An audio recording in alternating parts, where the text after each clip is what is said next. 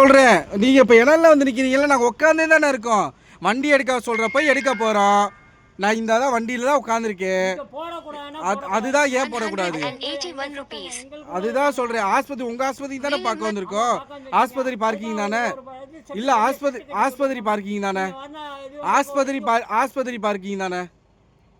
இதெல்லாம் பேசக்கூடாது. வேற ஆஸ்பத்திரி பார்க்கிங் தானே, வேற எதை பேசக்கூடாது? இங்க நாங்க நிப்பாட்ட சொல்ற இடத்துல தாங்க நிப்பாட்ட. அதுதாங்க இப்ப வண்டி எதுவுமே இல்லையேங்க.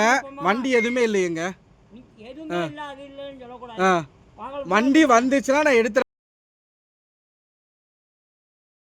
அதுதான் வெயில்